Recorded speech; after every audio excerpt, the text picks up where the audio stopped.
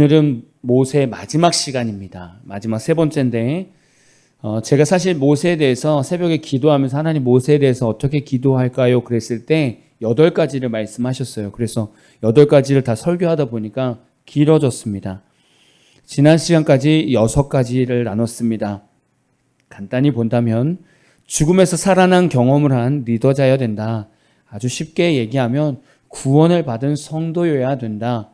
하나님께서 영적인 리더를 쓰려면, 하나님의 영적인 리더로 쓰임 받으려면 먼저는 구원받은 성도여야 된다. 두 번째는 하나님께서 주신 환경에서 교육을 받아야 된다. 저마다 다른 환경을 주신다고 말씀드렸어요.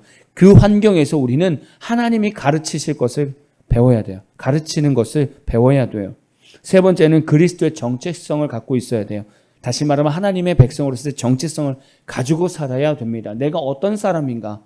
내가 세상에서 내가 왜 빛과 소금의 역할을 하며 살아가야 되는가? 결국 이건 그리스도의 정체성이거든요. 이렇게 살아가야 된다는 거예요. 그리고 영적인 훈련을 받아야 된다는 겁니다. 광야 땅으로 들어가야 되는 거예요. 거기에 들어가지 않으면 이스라엘 백성에게는 가나안 땅이 없습니다. 예수님도 광야 땅에 나가셔서 40일 동안 금식하면서 사단에게 시험을 받았습니다. 누구에게는 광야 생활이 있다는 거예요. 다섯 번째는 과거의 아픔을 치유받으라는 거예요. 결국 앞에서 열심히 훈련돼도요, 내 안에 있는 과거의 아픔을 치료받지 않으면 결국 그러한 부분들에서는 영적으로 성장할 수 없다는 겁니다. 여섯 번째는 지팡이를 통해 하나님을 기억하라는 겁니다. 지팡이는 앞에서 말했던 여러 가지 어떤 하나님의 경험이 될 수 있고, 여러분의 성격, 재능, 여러 가지 환경들, 이게 다 여러분의 지팡이입니다. 그걸 통해서 하나님을 기억하라는 거예요. 그리고 하나님께 쓰임받아야 됩니다. 모세를 통해서 우리는 이러한 영적인 모습을 볼 수 있어요. 영적인 지도자의 모습을 볼 수 있습니다. 하나님은 지금도 모세처럼 이런 영적인 리더자를 깨우기를 원하시고 세우기를 원하세요. 가정 안에서 영적 리더 모세를 찾고 계시고, 학교나 회사에서도 영적 리더 모세를 찾기를 원하십니다. 세우기를 원하시죠.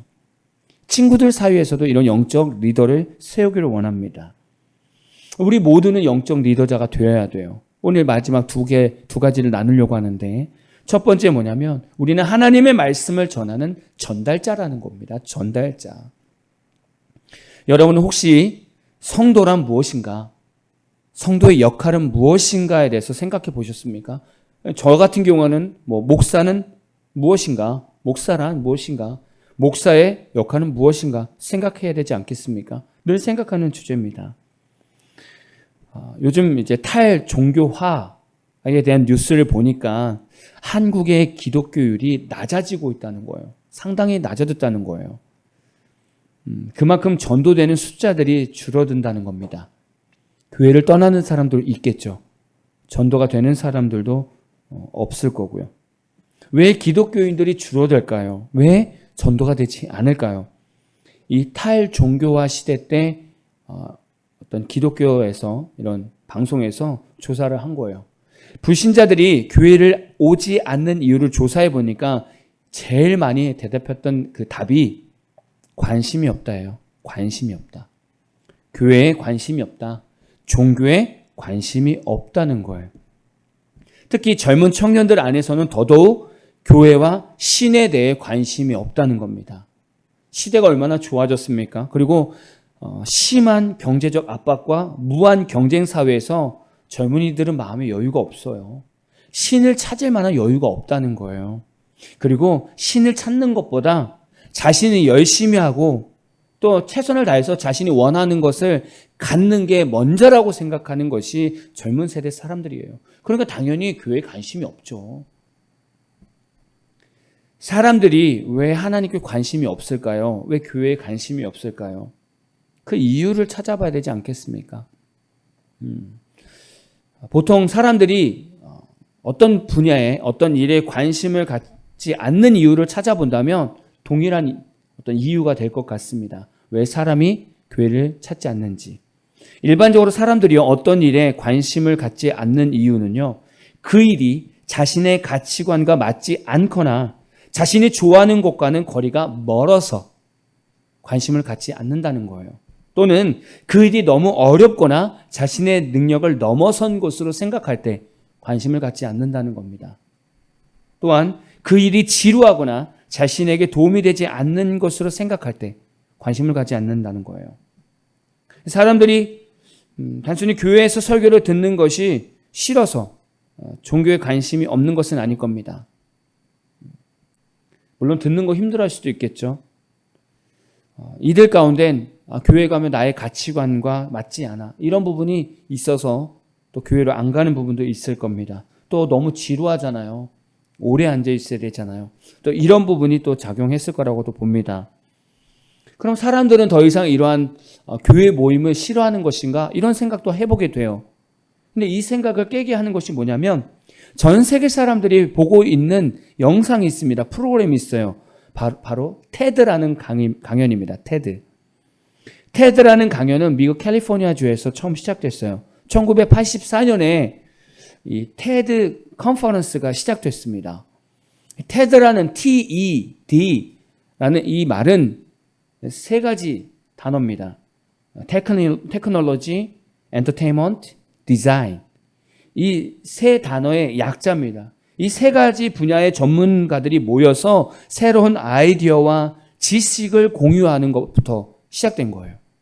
이 테드 강연은요, 전 세계 사람들이 다 보는 아주 유명한 강연입니다. 저도 본 적이 있습니다. 예전에 영어 공부 좀 하겠다고 봤던 어떤 기억이 납니다. 사람들이 이 테드 강연을 좋아하는 이유를 찾아보니까 첫 번째는 일반적으로 테드 강연은 전문가나 성공한 사람들이 자신의 경험과 아이디어를 나누는 곳이라는 거예요. 새로운 아이디어나 관점을 제공해 주기 때문에 많은 사람들이 이 테드 강연을 본다는 거예요. 두 번째 이유는 다양한 분야에서 다양한 주제를 다루고 있기 때문에 자신이 관심 있는 분야를 또 자신이 관심 있는 주제를 찾아서 볼 수 있는 그런 장점이 있다는 거예요. 세 번째 장점은 강연자들의 열정과 에너지가 전달되어서 어떤 자극적인 경험을 제공해 준다는 거예요. 네 번째 이유는요, 대부분 18분 이내 짧은 시간에 집중적으로 아이디어를 전달한다는 거예요.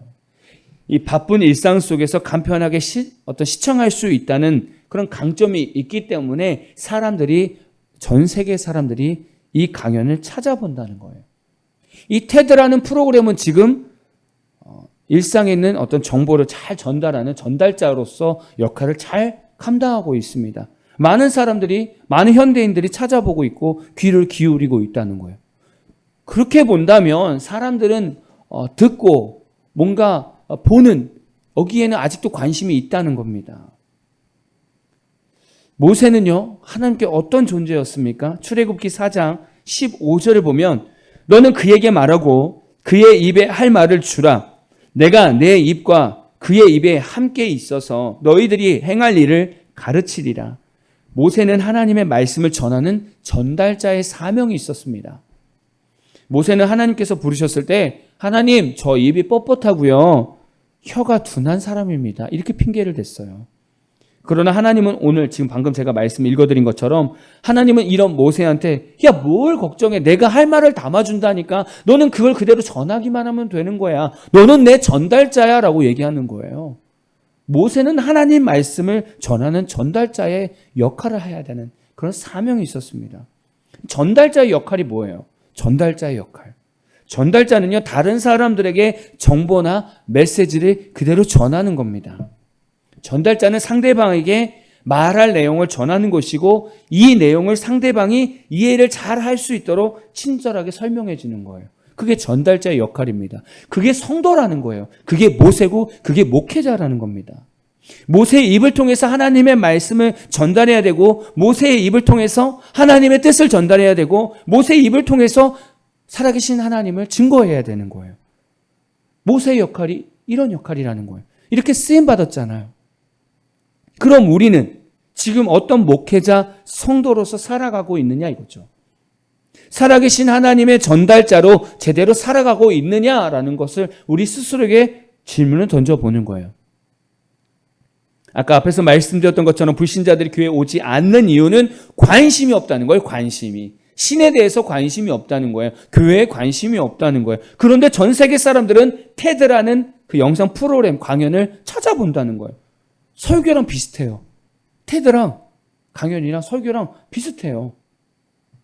근데 세상 사람들은 교회 설교는 듣지 않아요. 교회 사람들은 만나지 않아요. 근데 테드 강연은 잘 들어요. 무슨 차이가 있겠냐 이거예요. 이론적으로 본다면 세상 사람들이 세상 강연보다 교회 와서 하나님 말씀을 듣는 게 이론적으로 더 맞지 않겠습니까? 왜냐하면 살아계신 하나님을 전하는 거잖아요. 불신자들 교회를 찾지 않는 중요한 이유는 제가 볼 때 불신자들에게, 교회에서 불신자들에게 관심을 줄 만한 주제가 없다는 겁니다. 불신자들이 교회에 와서 관심 가질 만한 주제가 없다는 거예요. 테드라는 세계적인 이 강연 프로그램은 그 안에서 전문가와 성공한 사람들이 자신이 경험한 실제적인 경험을 정말 열정적으로 전한다는 거예요. 거기서 많은 사람들이 도전을 받고 열정을 얻어서 간다는 거예요. 그래서 그 강연을 선택한다는 거예요. 그런데 우리 그리스도인들은 지금 살아계신 하나님을 삶 속에서 경험하면서 다른 이들에게 실제적으로 경험한 하나님, 내가 실제적으로 경험한 하나님을 이야기해 줄 수 있느냐 이거죠. 목회자뿐만이 아니라 모든 성도들이 내 삶 속에서 내가 만난 하나님, 내가 실제로 만난 하나님을 내가 전할 수 있느냐 이거죠. 교회 안에서 우리가 하나님을 경험하면 우리 삶 속에서 정말 다양한 상황, 다양한 분야에서 하나님의 응답과 기적을 경험할 수 있습니다. 그렇지 않습니까? 하나님은 아까 말씀드렸던 것처럼 뭐 테크놀로지, 뭐 엔터테인먼트, 뭐 디자인 이런 분야뿐만이 아니라 하나님은 심리적인 것, 우리 내면까지도, 우리의 생각까지도, 우리의 가치관까지도 다 해결해 주실 분이에요. 충분히 우리는 실제적인 하나님을 경험할 수 있어요. 그리고 전할 수 있어요. 그런데 우리는 지금 어떻습니까? 어떤 교단을 보면, 진보적인 교단을 보면 거기 신학생들은요, 그 신학교 안에서 우리 술, 담배 찬성합니다. 이렇게 얘기한다는 거예요. 동성애 무조건 찬성합니다라고 얘기한다는 거예요. 기독교 안에 이런 교단이 있어요. 어떤 기독교인들은요, 하나님의 음성을 듣는다고 하면 그 자체를 이해를 못해요. 아니면 이상하게 본단 말이에요. 어떤 그리스도인들은요, 기독교인들은 말씀대로 살아가는 방법을 몰라요. 물론 저 같은 목회자의 잘못이겠죠. 하나님 말씀대로 살아가는 방법을 안 가르쳐줬으니까 성도들이 모르겠죠. 그러나 어쨌든 성도들이 하나님 말씀대로 살아가는 방법을 잘 몰라요. 어떤 목회자는요, 이렇게 강대상에서 말씀을 선포하지만 강대상 내려가서 일상으로 돌아가면 모든 문제를 다 인본주의로, 세상적 방법으로 해결하고 그 세상적 방법에 얽매인다는 거예요. 하나님께 기도하는 시간은 줄어들고 바쁜 일상을 살아내는 기독교인들이 너무 많아진 거예요. 목회자와 성도들 삶 속에서 살아계신 하나님을 경험하는 통로들이 다 막혀버린 거예요. 내 삶 속에서 살아계신 하나님을 경험하기보다는 그냥 텍스트적인 성경책. 그래서 성경적인 스토리는 너무 잘 알아요. 다윗 너무 잘 알아요. 모세 스토리는 너무 잘 알죠. 근데 내 삶 속에 적용하는 방법은 몰라요. 신앙 서적 읽으면서 그 저자에 대한 내용, 그 저자가 말하고 있는 그 간증거리는 너무 잘 아는데 내 삶 속에 적용은 못하고 있어요. 이런 목회자와 성도들이 말하는 말에 누가 관심을 갖겠냐고요. 세상에서는 전문가와 실제적으로 성공한 사람들이 자신이 경험한 것을 아주 열정적으로 실감 있게 얘기를 하는데 우리는 과연 다른 사람에게 지금도 살아계신 하나님에 대해서 자신 있게 얘기할 수 있냐 이거죠. 누군가가 여러분에게 하나님은 어떤 분이니? 라고 했을 때 여러분이 만나고 있는 그 하나님을 자신 있게 얘기할 수 있냐 이거죠. 불신자보다는 목회자와 성도들이 하나님에 대해서는 전문가잖아요. 테드 강연자가 전문가나 성공한 사람이라고 말씀드렸잖아요. 불신자들 입장에서 봤을 때는 목회자나 성도가 하나님에 대해서는 전문가잖아요. 우리가 모든 예배에 목숨 걸고 지키면서 예배 성공이 인생 성공이라는 것을 경험해야 다른 사람들한테 우리 예배 드려야 돼요 라고 얘기할 수 있지 않겠냐 이거죠. 내가 기도로 매달리면서 하나님께서 열어주시는 응답을 경험해야 내가 다른 이들에게 기도해야 돼 라고 얘기하지 않겠냐고요. 내가 말씀을 묵상하면서 하나님의 감동을 받는 경험이 있어야 내가 다른 사람들한테 너 하나님 만나고 싶니? 그럼 나하고 같이 말씀 묵상할래? 이 얘기가 나오잖아요. 이게 테드 강연만큼 임팩트가 있단 말이에요. 내가 경험했으니까. 근데 교회 안에서 이렇게 살아있는 전달자가 없어지고 있다는 얘기예요. 결국엔. 모세와 같은 하나님의 말씀을 전달하는 전달자가 점점 없어지고 있다는 거예요.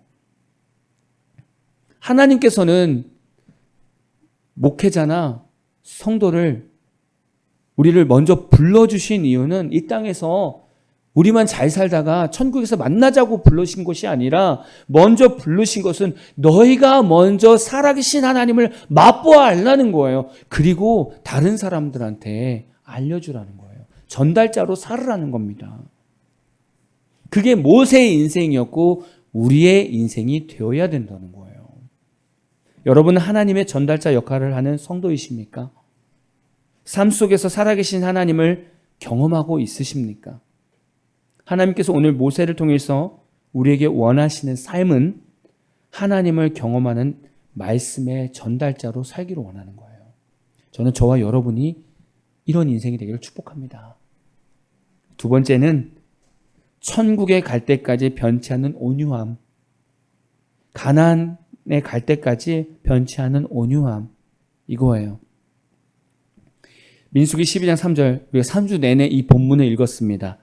이 사람 모세는 온유함이 지면의 모든 사람보다 더하더라. 모세에게 좋은 성품들이 얼마나 많았겠습니까? 근데 그 안에서 모세의 성품 중에 가장 아름다운 성품은 온유함이라는 거예요. 온유함. 이 온유함이라는 것을 사전적 의미로 본다면 영어 성경에서는 meek라는 단어를 써요. meek라는 단어를 쓰는데 이 단어는 일반적으로 온순하고 겸손한 성품을 지닌 사람을 나타냅니다. 이런 사람들은 자신의 감정이나 의견을 표현하는 것보다는 다른 사람들의 의견이나 필요에 더 관심을 가지고 대체로 조용하고 차분한 성격을 가지고 있다는 거예요. 이런 사람을 온유함이라고 얘기한다는 거죠.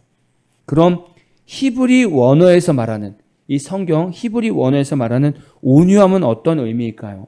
온유함이라는 건 히브리어로 아노라는 말을 씁니다. 아노. 이 아노의 원형은 아나우라는 곤란을 당하다, 괴롭히다, 학대하다는 뜻을 가진 동사 아나에서 유래된 형용사입니다. 그래서 겸손한, 온유한이라는 뜻을 가지고 있어요. 구약에서요, 이 아나우라는 이 단어를 쓸 때는요, 고난을 통하여 이루어진 경건한 사람의 도덕적, 영적 상태를 가리킬 때 이 단어를 쓴다는 거예요. 그냥 세상에서 행복한 상태, 그 단어를 그때 이걸 쓰는 것이 아니라 고난의 삶을 지향하고 고난을 믿음으로 이겨낸 사람의 겸손함을 표현할 때, 그러니까 고난 안에서 믿음으로 잘 다듬어져서 겸손한 상태를 말할 때 지금 이 아나우, 온유함이라는 단어를 쓴다는 거예요. 그러니까 모세가 아나우라고 칭찬을 받는 거, 온유함이라고 칭찬을 받는 이유는 모세가 이 고난의 세월을 통해서 오로지 하나님 앞에서 철저히 낮아지고 훈련이 되었다라는 거예요. 그래서 온유함이라는 성품을 가졌다는 거예요. 이 성품은 인간의 도덕성과 어떤 인내만으로 불가능하다는 거예요. 그러니까 인간의 능력으로 하면 불가능하고 그 안에 성령의 감화가 있어야 된다는 거예요. 하나님의 은혜로 살아내는 인생이 있어야 된다는 거예요. 우리가 계속 모세의 인생을 다뤄봤지만 애굽 왕조로서 애굽의 교육을 받았던 모세입니다. 그것도 좋은 훈련이죠. 또 모세는 애굽 사람을 죽였습니다. 자기 동족을 괴롭힌 애굽 사람을 죽였습니다. 근데 동족인 히브리 사람들이 그것을 봤어요. 그래서 모세를 살인자라고 인정합니다. 그러면서 모세는 동족한테 신뢰를 다 잃어버렸어요. 거기서 오는 삶의 멘탈은 얼마나 힘들었겠습니까? 멘탈이 나가지 않았겠습니까? 난 나름대로 동족을 위해서 살았는데 결국 동족한테 신뢰를 잃었어요. 거기서 오는 멘탈이 완전 무너지겠죠. 마음도 힘들겠죠. 그 사람들을 피해서 미디안으로 갔어요. 거기서 양을 치면서 40년을 살았어요. 광야 생활을 했단 말이죠. 모세 인생을 보면 왕자의 삶에서 저기 광야로 나가서 양을 치는 목동의 삶 완전히 다르지 않습니까? 이 훈련의 시간을 통해서 모세에게 무엇이 만들어졌냐면 온유함이 만들어졌다는 거예요. 사람은요, 높은 곳에 있을 때보다 낮은 곳에 있을 때, 힘든 곳에 있을 때 그때 더 많은 것을 배운다는 거예요. 사람의 마음을 헤아리는 것은요, 높은 곳에만 있었던 사람들은요, 낮은 곳에 있는 사람들의 마음을 헤아리기가 어렵습니다. 마치 이런 거와 같아요. 초등학교에 들어가자마자 늘상 공부 잘했던, 중학교 때도 늘 공부 잘하고, 고등학교 때도 늘 공부 잘하고, 대학교 때도 늘 공부 잘하고, 그래서 공부 잘하는 사람들이 가는 직종에 갔던 사람들, 그런 부모들은요, 자기 자녀가 공부를 못하면 이해를 못하는 거예요. 야, 내가 그렇게 공부를 잘했는데 왜 너는 공부를 못하니? 자기는 그 공부를 못하는 그 밑에 가본 적이 없는 거예요. 그러니까 아이의 스트레스를 모르죠. 공부를 못하는 아이의 스트레스를 모르는 거예요. 저는 인생을 경험하는데 사역에서 인생을 경험하지는 않았습니다.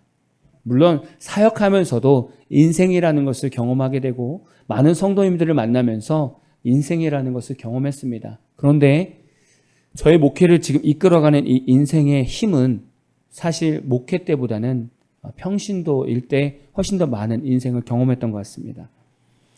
저의 인생을 돌아보니까 힘든 특수부대 군생활 4년 3개월 통해서 정말 진하게 저를 좀 많이 다듬는 시간이 됐었고, 또 평신도 집사생활 7년 동안 밑에서 신앙생활하는 그런 삶을 또 배웠고요. 또 그 가운데 막노동 생활로 대학교 생활과 그 가운데 또 결혼하면서 결혼생활, 막노동으로 이끌어가는 그런 삶 속에서 인생을 배웠고, 또 그 와중에 신용불량자가 돼서 막 채권자들한테 연락 오고 채권자가 찾아오고 이런 이 멘탈적인, 마음적인 어떤 이런 훈련의 시간들도 있었습니다.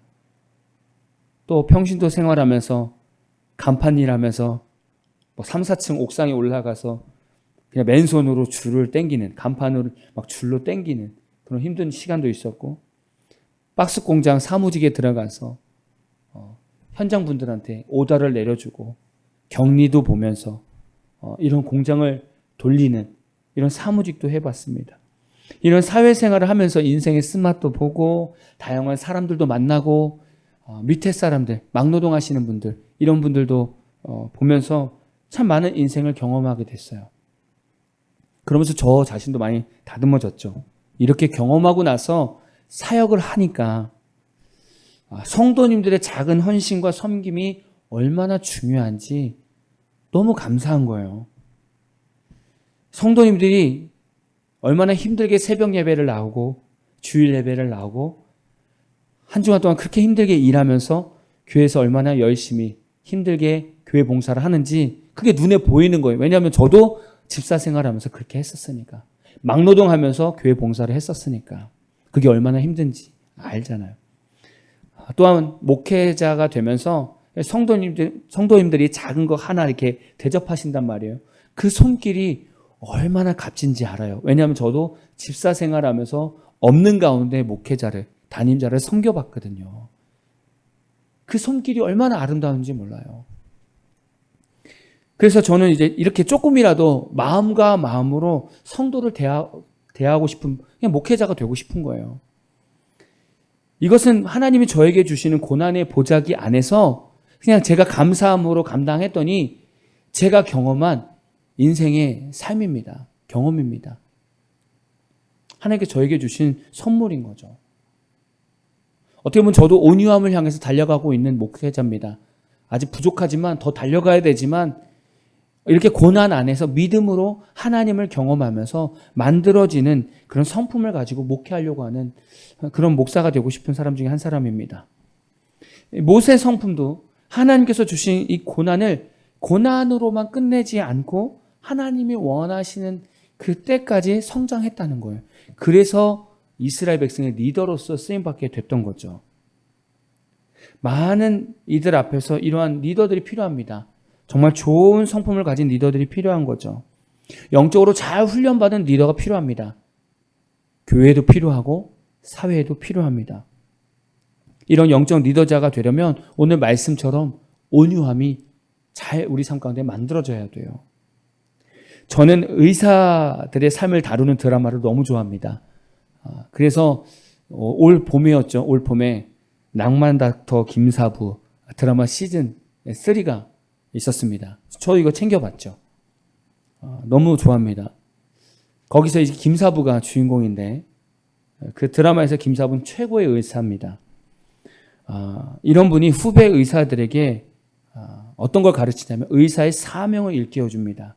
참 의사가 무엇인지, 돈과 명예와 자신의 어떤 권력을 위해서 정치질하는 그런 의사를 가르치는 것이 아니라 정말 한 영혼, 한 생명 한 생명을 진심으로 살리는 그런 후배 의사를 키우는 그런 선배 의사로 나타나요. 거기서 김사부는 이제 오늘 말씀으로 본다면 그 온유함을 참 잘 가지고 있는 선배 의사인 것 같습니다. 김사부를 보니까 그 후배 의사들 보면서 그 사람마다 부족한 것을 파악하고 또 여러 가지 문제들을 가지고 있는데 그 문제들을 다 듣고 그 상황들을 보면서 아주 자상하게 그 한 사람 한 사람에게 맞게 맞춤식 교육을 한다는 거예요. 자기 후배들한테. 그 모습에 제가 너무 감동이 되는 겁니다. 저는 목회자가 필히 봐야 되는 드라마라고 봐요. 저 이 드라마를 보면서 제 속으로도 이거는 단임자들이 꼭 봐야 되는 추천 드라마다라는 생각을 했습니다. 요즘 너무나 권위적인 담임자들이 너무 많습니다. 특별히 부교육자들이 많은 교회의 담임자는 너무 권위적이에요.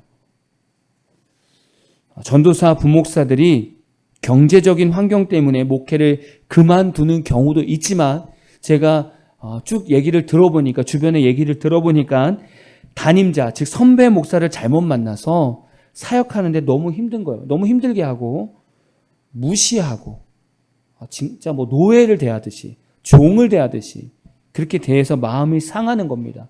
그래서 젊은 목회자들이 하나님의 사명을 버리고 현장을 떠난다는 거예요. 지금 우리 목회자들에게 필요한 것은 이런 낭만 닥터 김사부의 온유함, 모세와 같은 온유함인 거예요. 여러 가지 어려움을 겪은 사람들이 그 위치에 가는 거 아닙니까? 담임자, 또 큰 교회 담임자로 가는 거, 많은 부교육자를 거느릴 수 있는 것은 어쨌든 하나님 보실 때 고난 가운데 너 참 잘 이겨냈구나라고 해서 그 교회를 맡기신 거 아니냐 이거죠. 그러면 그 높은 곳에 있다면 낮은 사람들의 마음을 헤아릴 수 있는 온유함이 있어야 된다는 거예요. 자상하게 풀어주고 품어주고 그 한 사람 한 사람 무엇이 부족한지를 보고 자상하게 이끌어줘야 되는데 위에 올라가니까 권위적이고 교만해지고 다 밑에 때는 힘든 거야. 밑에 때는 박박 기어야 돼. 그러면서 무시하는 거예요. 가르치는 것과 힘들게 막 가르치는 것, 일을 막 시키는 것과 무시하는 건 다른 거잖아요. 그러니까 우리 목회자들부터 먼저 바뀌어야 돼요. 존중하는 것부터 배워야 됩니다. 김사부 이 드라마에서 명대사가 있어요. 의사는 가운을 입는 순간 그 어떤 환자도 차별하거나 구별해서는 안 돼 라는 대사를 한다는 거예요. 또 다른 대사는 내가 비록 삼류 의사 나부랭이라지만 그런 나라도 도움이 된다라면 기꺼이 최선을 바칠 생각이다. 이런 멋진 대사를 그 김사부라는 주인공이 한 거예요. 영적 리더자인 목회자나 성도라고 한다면 동일한 이런 대사를 해야 되지 않겠습니까? 목사는 교회에서 사역하는 순간 그 어떤 성도도 차별하거나 구별하지 않습니다. 이런 고백을 해야 되지 않겠습니까? 내가 비록 삼류 목사 나부랭이지만 저 말하는 거죠. 삼류 목사 나부랭이지만 그런 나라도 복음이 필요한 곳이 있다면 기꺼이 최선을 바쳐 순종할 것입니다. 이런 고백을 우리가 해야 되지 않겠습니까? 근데 이 고백을 할 수 있는 것은 하나님께서 우리에게 고난을 주신 그 고난 안에서 하나님을 믿고 견디면서 그 안에서 만들어진 겸손함에서 나오는 말이라는 거예요. 우리가 그렇게 해야 되는 거죠. 가나안 땅으로 가는 모세에게 가장 필요한 성품은 온유함이었습니다. 왜냐하면 지금 앞에서 말씀드렸던 것처럼 모세는 하나님의 말씀을 전하는 전달자로서 쓰임받는 겁니다. 그러니까 모세는 하나님의 말씀에 귀 기울여야 돼요. 그 말씀을 백성들에게 전달해야 돼요. 백성이 말하고 있는 원망과 불평을 들어야 돼요. 그 원망을 하나님께 아뢰고 다시 하나님의 뜻을 듣고 다시 전달해야 돼요. 이게 지금 모세의 역할입니다. 이게 전달자의 역할입니다. 이게 목회자고 이게 성도예요. 하나님의 감동을 받아서 하나님의 마음으로 말씀을 전해야 돼요. 성도들도 마찬가지잖아요. 불신자들 가족들의 불평과 원망을 듣고 그것을 하나님께 아뢰고 기도하면서 하나님이 주신 마음을 가지고 그것을 그대로 다시 가족들에게 행하고 시행하고 똑같잖아요. 모세랑 뭐 다른 게 뭐가 있어요. 똑같습니다. 그런데 이런 모세가 하나님께서 약속하신 가나안 땅에 들어가지 못한다는 거예요. 이게 더 충격적인 거 아닙니까? 하나님 안에서 온유함이 정말 다른 사람보다 뛰어나다고 칭찬받았던 이 모세가 하나님께서 약속하신 가나안 땅에 들어가지 못한다는 겁니다. 모세가 가나안 땅에 들어가지 못한 이유가 무엇일까요? 민수기 20장 2절부터 11절 말씀을 보겠습니다. 제가 현대인 성경으로 볼게요. 그곳에는 물이 없었기 때문에 백성들이 모세와 아론에게 몰려와 이렇게 항의하였다. 여호와께서 우리 형제들을 죽이실 때 우리가 함께 죽지 못한 것이 한스럽소. 지금 출애굽 2세대가 얘기하고 있는 거야. 1세대 죽을 때 그냥 나도 죽을 거 그랬어 라고 얘기하는 거예요. 어째서 당신들이 우리를 이 광야로 끌고 와서 우리 짐승들과 함께 우리를 죽이려 하시오. 무엇 때문에 당신들은 우리를 이집트에서 끌어내어 아무것도 없는 이 황무지로 데려왔소. 이곳에는 곡식도 없고 무화과도 없고 포도도 없고 석류도 없고 심지어 마실 물도 없지 않소. 모세와 아론이 그들을 떠나 성막 입구로 가서 여호와 앞에 엎드리자. 이게 이제 전달자 역할인 거예요. 백성들이 원망을 다 들었습니다. 듣고 이제 하나님 앞에 나아간 거예요. 어떻게 해야 될지 묻는 거죠. 여호와께서 영광의 광채로 그들에게 나타나셔서 모세에게 말씀하셨습니다. 하나님께서 원래 쓰던 목적대로 이제 하나님께서 모세에게 말씀하시겠다는 거예요. 너는 내 지팡이를 가지고 내 형 아론과 함께 백성을 모으고 그들 앞에서 바위를 향해 물을 내라고 말하라. 하나님께서 시키신 거, 너 지팡이 들어서 저기 바위에다 그냥 말해. 물을 내라! 라고 말해. 이렇게 말씀하신 거예요. 너는 그 바위에서 물을 나오게 하여 백성과 모든 짐승이 마시게 하라. 이게 하나님의 전달이었습니다. 내용 전달이었어요. 그래서 모세는 여호와께서 명령하신 대로 여호와 앞에 두었던 지팡이를 가져와 아론과 함께 백성을 그 바위 앞에 모아놓고 이 반역자들이여 우리가 당신들을 위해 이 바위에서 물을 내야 하겠소? 하며 지팡이를 들어 바위를 2번 쳤다. 그러자 물이 분수처럼 솟구쳐 나와 백성과 그들의 짐승이 다 그 물을 마셨다. 이제 하나님의 말씀이 있어서 모세가 이렇게 전달을 했어요. 자, 모세의 역할은 하나님의 말씀을 전하는 전달자였습니다. 하나님의 말씀을 전하는 데 있어서 필요한 것은 온유함이었어요. 보세요. 이 중간에 낑긴 거나 마찬가지잖아요. 백성의 불평도 들어야 되죠. 하나님의 말씀도 들어야 되고 그 말씀을 전해야 되고 이 가운데 낀 게 전달자란 말이죠. 그래서 하나님께서는 그 어떤 성품보다도 온유함을 먼저 보신 거고 그 어떤 성품보다도 모세에게 온유함을 먼저 키우신 거예요. 자, 모세는 백성들이 물이 없다고 원망할 때 하나님께 엎드렸습니다. 그리고 그 방법을 찾았어요. 여기까지 하나님의 전달자로서 잘 했습니다. 아주 온유하게 잘했죠. 그래서 하나님께서 모세에게 지팡이를 가지고 가서 바위를 향해서 물을 내라 라고 말해라. 그럼 물이 나올 거야. 그걸 먹여. 자, 이렇게 하나님의 말씀을 들었어요. 여기서 문제가 됐어요. 이것을 이제 들었어요. 전달해야 되잖아요. 여기서 문제가 생긴 겁니다. 모세는 그동안 백성들의 원망의 소리를 들으면서 화가 난 거예요. 제가 볼 땐 그런 느낌인 거예요. 야, 쟤네 일대, 쟤네 부모 때도 보니 그렇게 원망하고 불평하고 그러는데 그래서 40년 돌면서 죽었는데 야, 이 세인 세대들도 또 똑같이 원망 불평하고 있구나. 막 속으로 화가 올라온 거겠죠. 그래서 모세는 화를 내면서 이 반역자들이요. 도대체 얼마나 하나님께서 일을 해야 되고 야, 내가 얼마나 너희들과 함께 이렇게 하나님을 전해야 되냐. 그렇게 화를 내면서 바위에 지팡이로 바위를 2번 쳐서 물을 낸 거예요. 온유함은 하나님의 말씀을 제대로 전달하는 목적이었는데, 그런데 모세는 화를 내므로 인해서 하나님이 모세를 쓰시는 그 온유함을 버려버리고 모세 안에 있는 감정으로 지금 하나님의 말씀을 전달한 거예요. 하나님께서 쓰시는 그 온유함을 버린 모세에게 하나님께서 뭐라고 말씀하냐면 민수기 20장 12절입니다.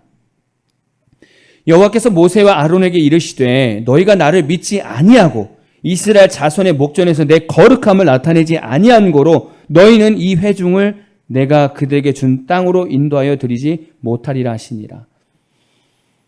결국엔 모세는요, 자신의 감정을 컨트롤하지 못했어요. 화를 냈어요. 그래서 하나님께 이 말을 들었던 거예요. 생각해 보세요. 화를 낸 것과 지금 민수기 20장 12절처럼 너희가 나를 믿지 않았어. 그리고 이스라엘 자손 목전에서 나의 거룩함을 드러내지 못했어. 이게 무슨 관계일까요? 먼저 하나님께서 나를 믿지 아니하였다라고 말하는 거. 너희 그 아론과 모세 너가 나를 믿지 않았어 라고 얘기하는 이 의미를 보면 그렇습니다. 하나님의 뜻이 있었어요. 하나님 계획이 있습니다. 하나님은요, 백성들이 이렇게 원망할 때 하나님 화내지 않으시고 그들이 원하는 것을 기적적으로 베풀어 주시면서 하나님은 나 살아있다. 난 지금도 너희와 함께하고 있다라는 것을 알려주고 싶었어요. 그런 계획이 있는 거예요. 근데 모세의 마음은 그런 하나님을 믿지 못한 거예요. 하나님께서 이스라엘 백성을 다 못 바꾸신다. 내가 화내야 돼. 얘네들은 구제불능이야. 이런 백성이 어떻게 하나님의 약속의 땅에 들어가? 안 돼.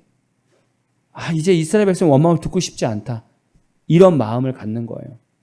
하나님은 오히려 계속 이러한 기적을 통해서 백성을 바꾸고 싶은데 모세는 그런 하나님을 믿지 못한 거예요. 계속 바꾸실 거라는 하나님을 믿지 못한 겁니다. 그래서 하나님은 모세와 아론에게 이렇게 표현한 거예요. 너희들은 진짜 나를 못 믿는구나. 너희는 진짜 나를 모르는구나 라고 말하는 거예요. 거기서 이 말씀을 하신 거고, 이런 행동뿐만이 아니라 하나님께서 그랬잖아요. 너가 이스라엘 백성 목전에서 나의 거룩함을 너네들이 드러내지 못했구나. 이 말이 왜 중요하냐면 오늘 말씀 첫 번째, 모세는 하나님 말씀의 전달자라고 말씀드렸어요. 그러면 이스라엘 백성은요, 모세가 하는 말을 통해서 지금 하나님을 보고 있는 거예요. 왜냐하면 이스라엘 백성은 모세가 어떤 리더냐면 하나님과 독대하는 리더거든요. 1대1로 말하는 리더예요. 그러니까 모세가 말하는 말이 하나님의 말과 똑같은 거예요. 근데 지금 보세요. 하나님께서 언제 화냈습니까? 언제 화내면서 이 반역자들, 야 가서 화내면서 지팡이로 바위 2번 쳐서 물을 내버려. 그래서 내가 얼마나 화냈는지 좀 얘기해줘. 하나님이 이렇게 말씀하셨습니까? 그렇게 안 했어요. 그렇구나. 그럼 너는 지팡이를 들어서 바위에다가 물을 내라고 말해. 그러면 그리고 나서 그 물로 백성들과 짐승들 물을 먹여라.